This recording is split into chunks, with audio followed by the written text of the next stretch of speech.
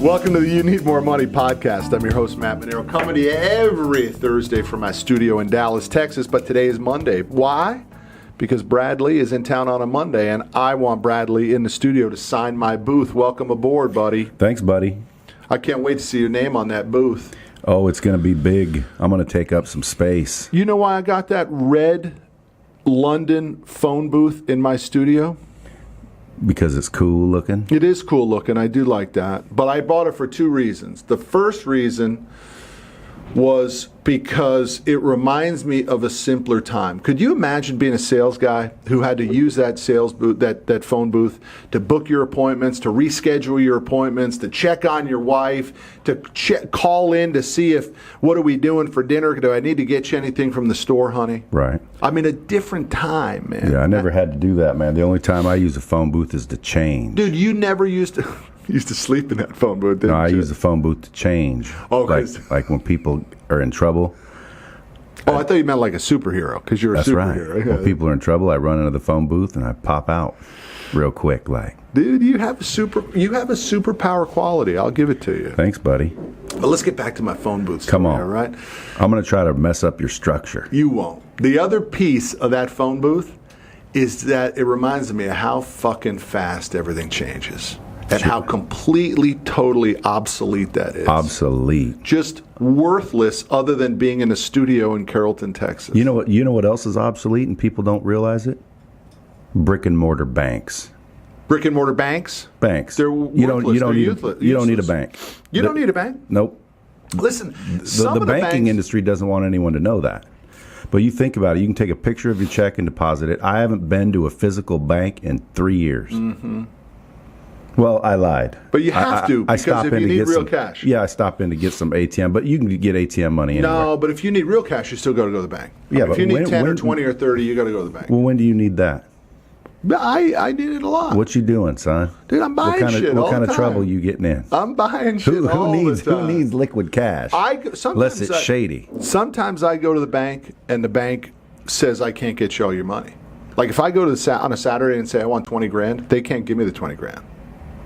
Well, you saw Grant that one time test it with a couple million. That was for a mill. Was it a mill? Yeah. And they had to sign all kinds of crazy paperwork. But I'm talking about 20 grand on a Saturday. They won't let you get that kind of money on a Saturday. Why? They don't have it.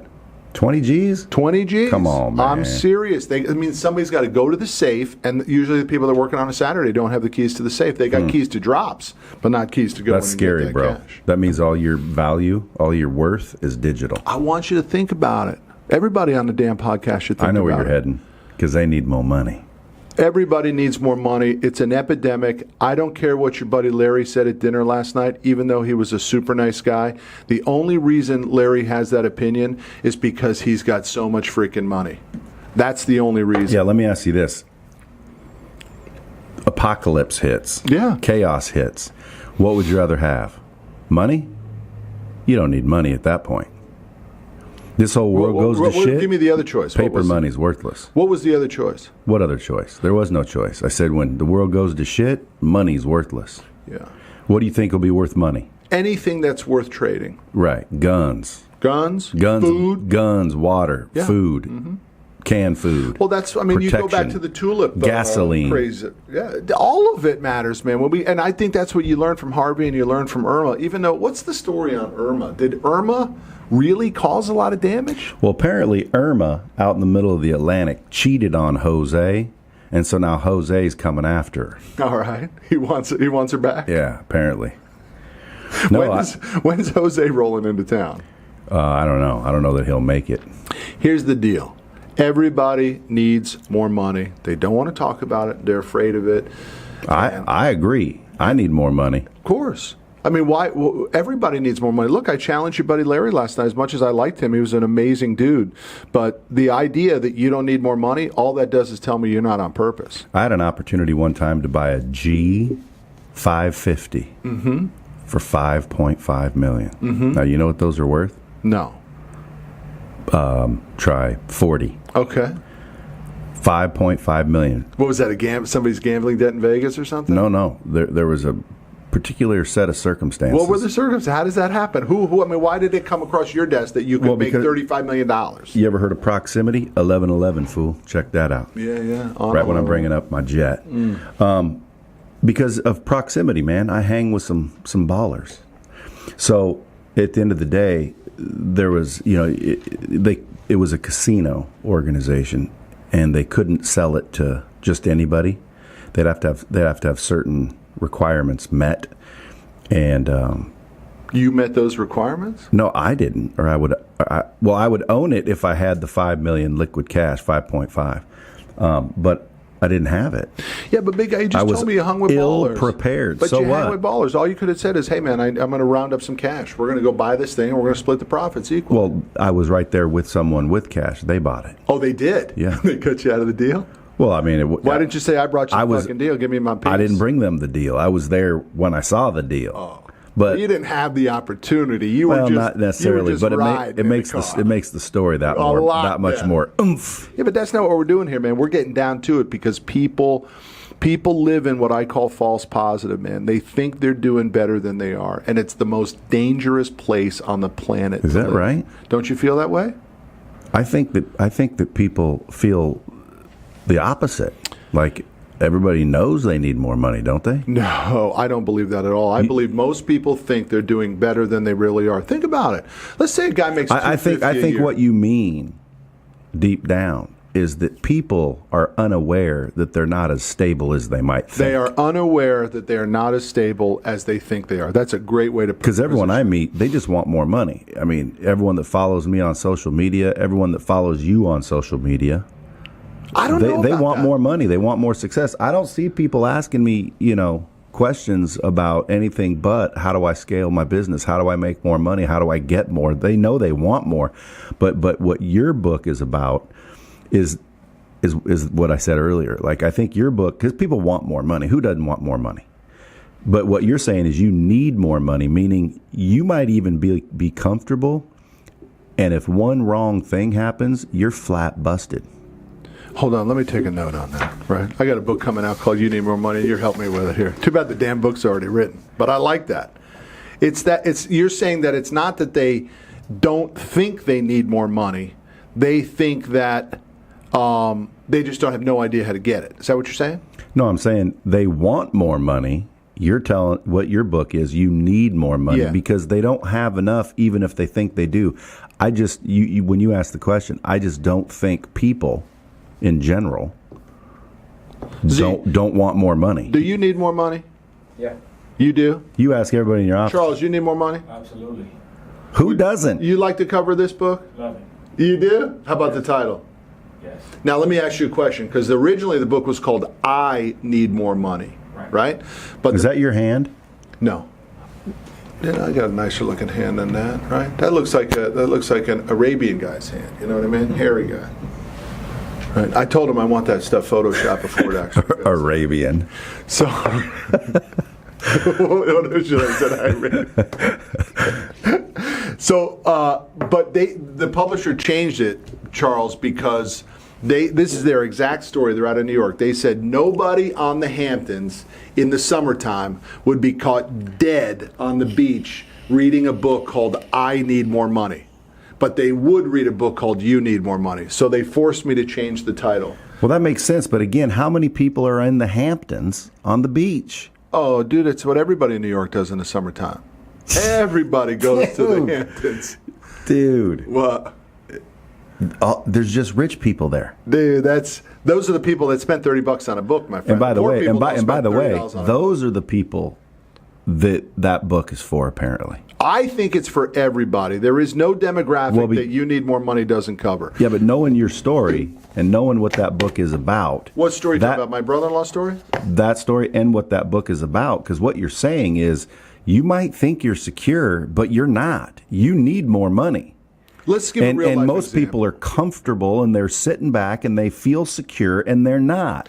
Am I right, though? 100%. So who does that describe? That describes people with finances, people with investments, people that feel secure.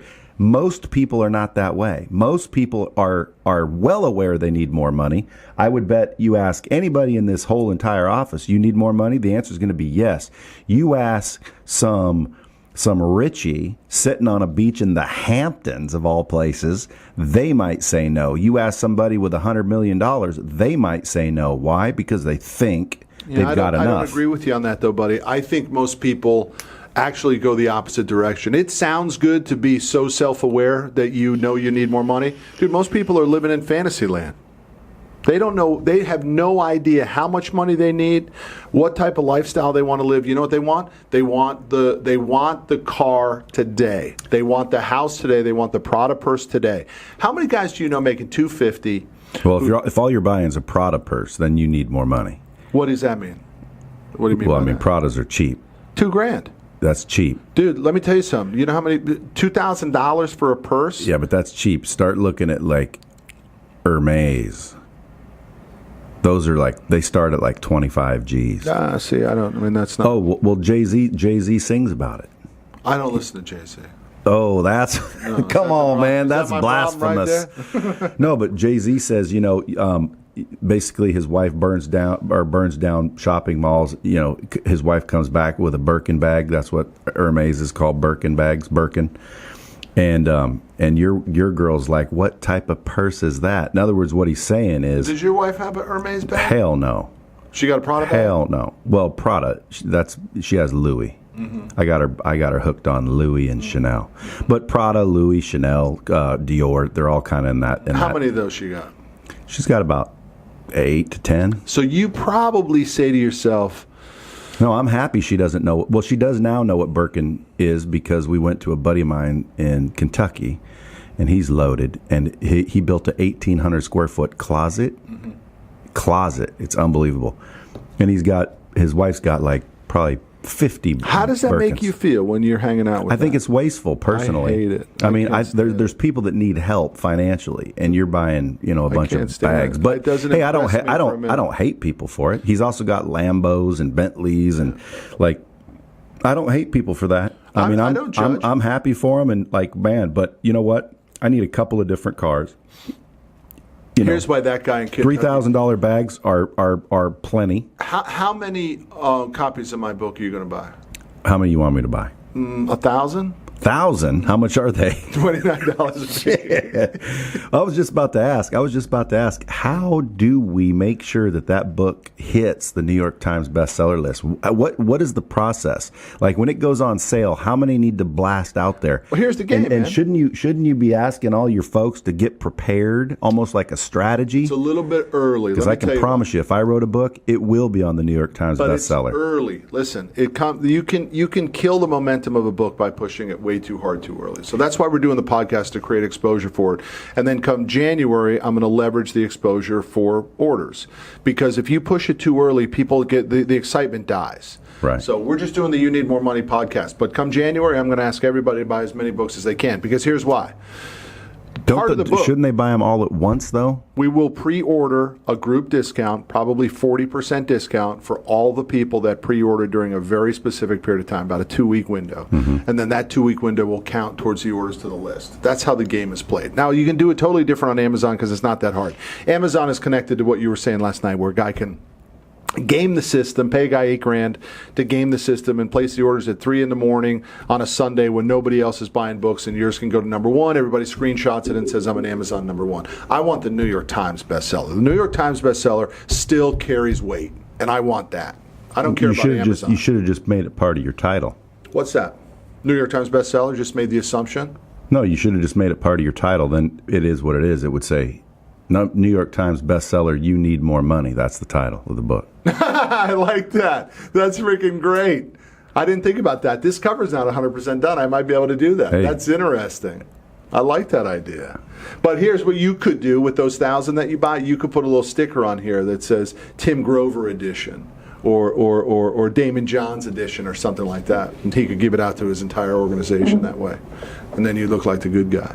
But the reason why your guy in Kentucky needs this book is because of the roadmap section where we talk about lifestyle by design. What is the life that you're supposed to lead? Now, he may say it is, but in the book, I'm going to challenge him that says, all that stuff that he bought, and I'm not judging, man. I'm all for it. Buy as much of it as you can. But, man, you could have helped a shitload of people with that money. Well, you know the Bible, the good book.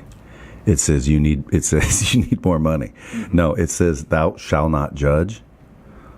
But yet everybody does it. Everybody's going to hell based on that. Go to hell on what? No, man. Because people judge. Everybody judges. You're getting judged. Everybody gets judged. We're judging each other right now. Are you going to buy 1,000 books? You can buy 1,500. You can buy 500. I'm judging you right now. I walked into this office. People were judging me, and I was judging them. I'm judging Z. I'm still judging Z too, and he's worked for me for about 6 months. But see, that's my point. Like the Bible says, "Thou shalt not judge." However, the Bible also says, "You will know his children by their fruit." So I always say, I'm not judging, bro. I'm just inspecting your fruit. Mm-hmm. I'm just a fruit inspector. Pull your fruit up. Let me see it. I'm just a fruit inspector, man. I'm just checking out what you got. Here's the thing on social media that I just don't understand. See, you see how Matt is very good at steering it back? You're good, dude. I just don't understand. I'm just trying to rattle that cage a little. What are we doing in this studio? I don't even understand why we're here. I don't need to do any of this. Right there at the end of the day, you're trying to help people, aren't you? I wrote a story that I sent to the marketing guys in New York who liked it and said this should be turned into a book. And they sent it to a publisher, to an agent in Dallas. Sent it to Cardone's agent, who also does Tony Robbins, Joel Osteen. They do everybody, Dupree Miller. They said, we like this. Let us pitch it. And they pitched it to 4 publishers. 2 said, we're out. 1 said, I really like it. And Penguin said, I'll pay for it right now. Damn. And that's how the deal went. And you got more money. Not a lot. Tony Robbins, but you still got one. I got 100, and I think Tony Robbins got 500, and a guy like Bill O'Reilly gets $2 million. Well, but they hosed me a little bit on it. I'm not talking bad about them, but they paid me out in 4 payments. Most guys get paid out in 2 or 3. So they strung me along a little bit on the payment. So I get 25, 25, 25, 25. Yeah, but you straight got paid, and all you did is write a book. Yeah, but you got to put it all back into the book if you want it to be a New York Times bestseller. Remember, marketing group gets 12%, the agent gets 12%, the publicist, starting in January, will get about $10,000 a month to crank that thing I thought out. agents got 10%. Mine was 12, so my agent took 12. The marketing company took 12. So that's 25 out of the hunch right there gone. And then I'll spend probably 30 or 40 on the publicist. And when it's all said and done after taxes, I will clear maybe 15, 18 grand out of that hunch. And I make $2.50 a book. But that's not why I wrote the book. I wrote the book to tell my brother-in-law's story and try to wake some people up. What I'm talking about is social media. What are we doing in this social media world? Dude, How does it put money in my pocket? Your name rhymes with money. You know what my name means in Spanish? No, but it rhymes with dinero. Big man. It's Matt Dinero. Manero, dinero. That's Manero, dinero. Why you keep deflecting the question of what are we doing this social media thing for? All you got to do is run LIghtspeedVT, and nobody has to know who you are, and you'll make millions. Correct. What do I do it for? I'm asking together. Why are we doing this? I believe we are doing this in order to do 2 things. Help people and get attention. Now, why do we want attention is the real question. And that I still don't know. I might just stop doing this altogether. You won't, man. The cat's out of the bag. Well, the reason I won't, out of the bottle. the reason I won't is because I want to help people, man. I came from nothing, basically. I mean, not nothing. We had food. You know, I got toys on Christmas. That's not nothing for me. I know, but there's a lot of people with those stories. But when you started VT, you had nothing. I had nothing. So when nothing doesn't have to go all the way back to my old man beat me. When you started Lightspeed, you had nothing. Just like when I started Commercial Fleet. When I started nothing. Lightspeed for Christmas, we had such little money. My children, I'd cut a hole in their pocket so they'd have something to play with. Literally, It's a no rough money. Christmas. No, I had $35 after I paid bills though. I mean, I wasn't destitute. ultimately, when I started Lightspeed, I was making $300,000 a year. Oh, no shit. Yeah. Problem is I was spending $310. So I was You're living in false positive. Yeah, I was broke at a different level. Yeah. So at the end of the day, The worst level, by the way. yeah, when I quit, I was smart enough to pay my bills and make sure that, I had 30 to 60 days of runway. That's all you had, though. You said this thing, if this doesn't happen in 30, 60, 90 days, I'm in deep shit. Well, dude, I mean, I own the company. All I had to do was sell something. It's my money. Like, if I can't sell anything in 30 days, I shouldn't be starting a company. But you had already built the product? You had already built the technology at that time, or you were reselling? No. At that time, there was no product. There was no LIghtspeedVT. It was just me. Training. I was just going out to train people, and if I couldn't find someone to let me train their staff within 30 days, I'd be broke. I'd be hungry. I'd be hungry. I'd be hangry. You know what hangry is? Hungry and angry? Yeah, that's hangry. Dude, I spent a decade like that. My point is this, man. And I think that's the wake-up call for the audience, and if you're on Facebook Live too.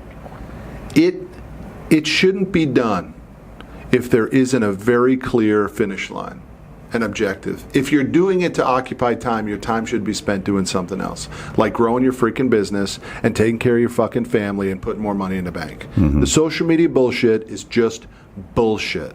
It is not a ticket to it is not the yellow brick road. There is no pot of gold at the end of the social media deal. You know what the pot of gold is? Yeah, but how do you say that? There's social media influencers making millions of dollars. It is definitely a legitimate way. Look, if that's your goal. Those people have a unique talent that 99.9% in America don't. What is Ty Lopez's unique talent? Ty Lopez was early, so he jumped the YouTube bandwagon early. And he did something that other people weren't doing at that time. The books in the garage with the Ferrari and the Lambo and all that stuff, no one was doing that. He was first. He was early. Then he brought in the chicks, and then he started selling a product, and it worked for him. Sure did. He worked like a charm. It did, and I give him all the credit in the world for what he did. But that's not. So when are you bringing in the chicks? There won't be chicks, dude. I'm married 19 years. Yeah, but you already got the Ferraris in the garage. Dude, my wife vets all hires in this company. Do you understand? Sure. All must have a picture before they get hired. Sure, that makes sense. My wife's favorite office managers that I've ever had in here are the big, old, fat ones. Those are the ones she likes the most. Right? See how I get like the conversation to turn real? Dude, we talk about whatever you want. It doesn't matter to me. Funny. I'm just getting back to the gritty. I want to talk about how does everybody listening and that will listen to this help you make your book a New York Times bestselling? Well, when I launch and when I ask the audience, for the 1,000 videos I have on YouTube, for the countless hours that I've done social media and tried to help people and give away my other book, The Grit, for free, I'm going to ask in January to help me and place the orders at the appropriate time and the appropriate links that I provide, because I want to trigger those orders for a New York Times bestseller. That's it. That's all I'm going to ask for. I don't care about the money of the book, the $2.50. It's totally irrelevant. This book will only change my life internally because it was an incredible experience to write it. I'm a better person because I wrote it, and it tells my brother-in-law's story, which needed to be told. That was a sad deal, man. And the pain that it caused my wife was, and me and his family, was just immeasurable. And I'm telling you, it was 2 years ago that he died, and my wife just now is starting to get happy again. I'm telling you, you couldn't have. I got 3 boys. I know this for sure. My wife would have given up me and my 3 boys before her brother. Wow. It was the only man in her life that never left. Now, I never left her. That's how unbelievably traumatizing his death was. And then you add no money to it, dude. That was a whole other ballgame. But by the way, that was an easy fix for us, right? We just come in and start writing checks every month. Take care of that. Mm-hmm. But then when he didn't get better and he died. Well, I know people that, and this is the point of your book, I know people that had, comfortable money. They were comfortable, got sick, and it chewed through their savings instantly, and they died broke and lonely. But see, my book gives you the formula on how you know whether that definition even works. It's the 1, 3, 5, 10 formula. So most people think they're comfortable, but they don't even know what comfortable is. How do you know you're comfortable? Well, my point of view on that. No. People shouldn't get comfortable. So, when you're uncomfortable, there's success in that. Like, it is success. Think about anything successful. It's uncomfortable. You get in shape, you get the abs, that's uncomfortable. You get freaking, millions of dollars in the bank, and, that's uncomfortable. People think it's comfortable. It's not. You got to start worrying about what do you do with it. You don't just leave it sit there. Dude. Are you doing the right thing? Are you doing the wrong thing? Everybody starts coming out of the woodwork, wanting loans, wanting help, wanting charity. And it adds a lot of pressure, and it's uncomfortable. Anything, I think, that's success related is uncomfortable. You win a marathon, I guarantee you were uncomfortable. I think most people are comfortable being broke. I think most people are comfortable, and they seek comfort, and that's why a lot of them aren't winning. And they'll be broke. Comfort creates brokenness. Yeah. And that routine, creates... People like routine. Routine creates comfort. Here's what I want to do. I want to wake people up. I want to wake people up to the fact that you never know what's... My brother-in-law used to tell me all the time, Brad, I know I'm behind, but I got time. I know I'm behind, but I'll make it up. Dude, he didn't know that one day, man. He literally felt sick, went to the doctors, and left with stage 4 cancer diagnosis. That's how his Monday went. He just thought he was going to get a shot and he was going to be okay. Stage 4 cancer. Changed everybody's life instantaneously. That's why the book is so important. That's why I'm writing the book. You're pulling it out of me. That's why I'm writing the book. Because if I can help, and this is no bullshit, if I can help one fucking family wake up and not put them in that situation, that book would be the greatest gift I could ever done for somebody. Mm-hmm. That's it. The money means nothing to me about the sale of that book. Here's what's crazy about dying. We all are going to do it. And everybody goes around like it's not going to happen. Like, you're going to die. I know that. Do you know that? Dude, I'm going to die early. Yeah, but we're all going to die, and yet we walk around acting like we're not. However, we all know we are. It's when we find out the day is when all of a sudden everybody starts to, Yeah. But to me, death is inevitable, and you should be prepared so when you die, the people that are going to stick around, are better off. And I think that's why your book's going to help people. It will. Listen, you're going to wake some people up. But you don't even have to wake up to getting rich. You know what you got to wake up to do? Get a damn term life insurance policy, for Christ's sake. Dude, what's this America's fastest growing company? Yeah, we won it 500. 4 years in a row. You know how many companies won it 4 years in a row? Less than 10%. How do you even get in it? Less than 10% in the companies in the history of the thing. It's been going on for 31 years. Less than 10% of the history of the companies that have been on that list have made it 4 times. I just don't understand how you get in it. You submit. They've never looked at my company. You have to submit. Oh, you do? Yeah, you submit your information to them, and they determine. They compare you against everybody else, and they put a ranking out. Damn. But all that does is get you phone calls from guys who want to sell you plaques. It doesn't mean shit. It doesn't mean anything. All right, listen. Did we get through all these? You want me to go through my list of questions? Well, yeah. I didn't mean to derail the whole podcast. The problem is you didn't. The problem is my questions were connected to my morning scrum, which you were going to be my guest in. Yeah. But Charles screwed that up for us all. So I told a story in the scrum that was the feeder for this episode, but you didn't get to hear the story. Well, go ahead anyway. You want me to tell you the story? Sure. It was told better in the scrum, wasn't it? Yeah. It was hit because it started with I had the whole thing. It started with a video and then the whole thing. But I have a guy, Eduardo, who saw some of my videos, went to 10X, learned about me, saw some of the videos, and said, I want to go work for that guy. And he literally flew down here on his own dime, and we not an appointment, nothing, just showed up. And we liked him, and we hired him. He moved down from California, from Sacramento, and started last Tuesday, was his first day. On the drive down, he blows the engine to his car. And literally puts it on a U-Haul. He must really like that car. He must really like the idea of coming to work for us. But here's the problem, bro. People think working for us is the ticket. Dude, that's only the admission ticket. Right. You got to do what we do to be able to be successful. The guy gets here, blows the engine, gets an apartment, And we're sitting on Friday, and I assigned him the industry. He's going after the moving industry, right? I want to finance more moving trucks. I know that industry backwards and forwards. And I said, like I said, all my new guys, what are your plans for the weekend? How are you going to get better? What are your skills? He goes, I think I'm going to spend time on Google researching moving trucks. And I said, what the fuck are you going to do that for? You know what you should do? Get your fucking ass to a moving company and get fucking hired and fucking lug boxes on Saturday and Sunday, learn the fucking industry and make a few bucks to get your goddamn engine fixed. You know what he did? Fucking went down and got hired. That son of a bitch went down, interviewed on Saturday, got hired Saturday afternoon, started lumping boxes on Sunday, left with a $100 bill. And I was celebrating him. I said, congratulations, dude. You freaking pushed it. You fucking got gritty. Gritty. And you freaking pushed it. Everybody else is thinking about going to Google, and then maybe some go to Google, and this freaking many, 0.0001, go to the moving company and get hired. And I said, today when you're on the phone, you know what you get to say to a prospect? I know your business, sir. I have been in the moving industry. I know what your people go through. I know how your process works, and that makes me a bigger asset to you. Congratulations, man. And we all clapped for the guy. That's a freaking gritty, tough story. Yeah. So anyway, that was my. What do you think about that? That's ballsy.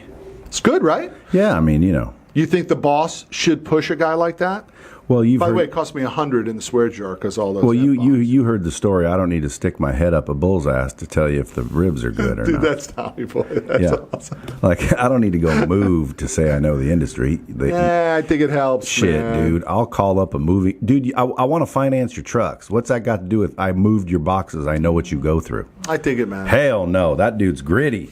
That's all I'm saying. That dude like made it happen. I wouldn't do what he did. I'd tell At you. his stage, needing money? Because the byproduct of that is he's got to get an engine I would have sold fixed. you on a frickin' advance. That's funny you say that. He didn't sell me on it, but I did give it to him. Yeah, but I would have said, hey, Matt, my car blew up. I'm coming down here. I need to get on the phone. I need to not have worries about how I'm getting back and forth to work. Why don't you spot me $5K? I'll go get my shit handled. I'll see you Monday morning, and I'll start making you some money. Dude, I love it. I would do that, too. I would do that exactly. Yeah, but I wouldn't have went and moved boxes. Dude, I hate manual labor. Well, you know how I started my career in sales? Because I hated manual labor. I was out fighting forest fires, which that's a tough job. Which weren't even really forest fire well, yeah, but when I got there, it wasn't fighting forest fires. They put a 10-pound bag of water on my back, and I had to climb up and down the hills. Boy? Holy crap! This is in Oregon? Yeah, they called it a piss bag. Oh my god! And I had to put water on smoldering stumps. A 10-gallon thing? He must have been lifting 10-gallon buckets all damn day. That's not much water. 10 gallons? You go up the mountain, you spray the stumps, you come back, get more water. Holy! It's ridiculous, dude. And then I got poison oak. I went into the dude and I said, hey, man, I got a little poison oak. I'm not going to be able to come in tomorrow. And he rips off his shirt and he has it all over his body. He has it all over his body. Like everybody had poison oak, and I got a little patch. And he basically said, dude, that's part of the job. Get out there. And I'm like, screw this shit, dude. This is bullshit. Dude, I thought you were grittier than that. Gritty, dude. That's not gritty. That's shitty, dude. Listen, if you need to have hard work, you know, especially here in Texas, there's a lot of hard-working people here, and there's nothing against it. My grandfather was hardworking. You know, I got a lot of hardworking people in my family. If you get satisfaction out of working hard, then work hard. But I don't. Mm-hmm. I find it exhausting. I find it shitty, not gritty. I like it a lot. I really do. Now, listen. I like the hard work. I like the grind. I like it. Well, you're from Texas. You're one of them big old corn-fed fellas. I've been here a long time, but I'm not from here. Yeah, but you're one of them big corn-fed Texas boys. Well, you like hard work. Now, again, I've baled hay. That's some hard work. I'm not here to say, though, that hard work has to be manual physical labor. You know what I don't like? I don't like people who don't want to work hard. Whether that's physical labor or mental labor, I don't care. I don't like lazy people. Well, you don't have to be lazy to not work hard. But fighting those forest fires, stump fires, I should say, because they were just smoldering, that was hard shit. Up and down those mountains, getting scraped, cut. I mean, living in smoke. It was crap. Dude, what you know what I did? Hard. No, what I did is I quit. I opened up the newspaper, and it told me to come sell cars. So I went and got a suit Walked in, made like $6,000 my first week. They gave me a free car to drive. Yeah. I had a pen. I shook people's hands and drove cars with them, and I thought, dude, sales is where it's at. And I'll say it right now. I mean, you're out there working a farm. Great. It's a family business. I'm not mad at you, but you won't catch me working a farm. Even if I owned a farm, I wouldn't work the farm. Well, I'm not trying to be politically correct. I'd hire either. people that want to work hard, and they'd go out there and work And the my best farm. farmers do. I ain't working hard. The best farmers do it. All right. I'm working Hey, smart. Aren't you writing? You're going to write a book, and what's it called? The hard way. No, what was the other title? I like the other title. Oh, you're talking about the One title. inch too many or something? No, it was called Inches to Spare. Just to spare. Yeah, Inches to Spare.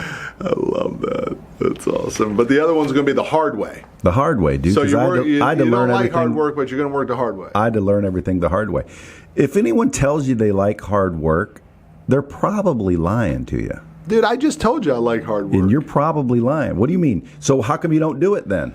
Because my version of hard work is not most people's version. I don't believe manual labor is defined as hard work. You know what I like? Okay. Well, again, it's all about definition. I'm talking about hard work like moving. Do you move? Dude, when you I move, put myself do you through move? college moving boxes. Is that hard work? Brutal work. Okay, I wouldn't do it. Mm-hmm. Like there's other things. But It's just like ugly girls. I like the don't- hard work I of don't. solving problems. And solving problems and putting pieces of the puzzle together is hard for me, right? And I like that. Yeah, but it's like ugly girls.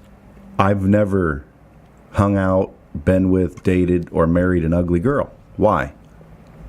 Well, because there's other girls out there. Now, my dad told me if you want to be happy, marry an ugly girl.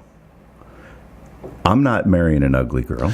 You know what? There's something to be said. How many guys do you know who dated the supermodel and then ended up leaving her and they dated this ridiculously smart and educated ugly girl? Yeah, I've but seen like that, man. you got to be mighty ugly to be considered in my book an ugly girl because I believe all women are, pretty. Believe it or not. Well, that's because you got daughters. You got to say something. I know you. No, but I mean, most women are pretty in their own way. They're That's my point. even if they're heavier girls. But my point is just an ugly girl. The word "ugly" is a bad word. It's an unfair word. But to me, it's not true. moving boxes and working hard, labor wise, is the same as dating an ugly girl. I won't do it.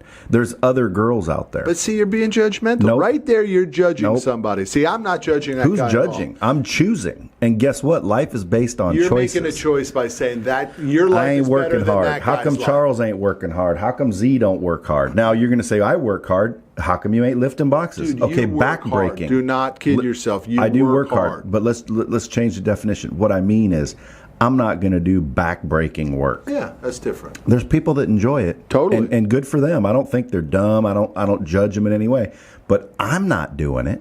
So when your question was, would you have done what that guy did? No, I would have sold you on I giving me can't a even draw. remember what my question was. Was that my question? Yeah, you said, would you do that? No, I think I said, what did you think about I that? think it's gritty, but again, I wouldn't have done it, Yeah. and I wouldn't have educated him to do it. I would have told him, dude, listen, come here. Here's Go what I talk know. Matt and do a draw. Don't worry about lifting boxes. So that would have been the better play. And get on the damn phones because I can call moving companies right now. You damn near make me want to stay here for a week and frickin' sell some shit. You keep saying that, and I keep telling you. I'd How like to do hard it is in it? your You're business giving for a away little while. money. Dude. Your business is easier to sell than my business. Dude, how hard can your business be? You're giving away money. You're calling people saying, can I hand you some cash to expand your business? Mm-hmm. Like, dude, I'd love to hear these guys' pitch. After this, I want to hear A someone's lot pitch. of people are afraid of that. Afraid of what? Taking the money. Well, again, that's where persuasion comes in. Yeah, it's all a sales game. So here we go. We're finishing up on the You Need More fired Money up now, podcast. Z. That's what I wanted. I wanted the podcast first to get you all fired up. Now we'll go talk to the sales team. I don't want to talk to the sales team. I want to talk to some leads. You want to talk to some real I people? want to hear what they say. I'll pay I you. got cash for you. Do you What? not want it? Who do you know in the transportation business right now? Do you have anybody? I don't need to know anybody. I know that when old loggers die, they don't get a new truck. They just get a new Peterbilt. That's a good one. I love that. Dude, that's perfect. That's so damn true, too. I love that. All right, Brad Lea, you're a good guy. Thanks for coming to my office. Appreciate you being on the This You Need More episode's Money. probably never going to see the light of day, is Did it? they all see the light of day? I got nothing to hide. Hey, listen, I want you guys to go rate this podcast. I want you to share it out. I want you to make it Matt's #1 shared and liked podcast. I think mine is on yours right now. It is. That's good. You have numbers on that today? I don't have them today, but Z, let's look to Facebook Live. Let's go to the phone and see if we got any questions. Guys on Facebook, hit me up. Brad Lea, there's only one other thing for you to do after we answer these questions, and that is sign my booth. Sign the booth. I'd be happy to.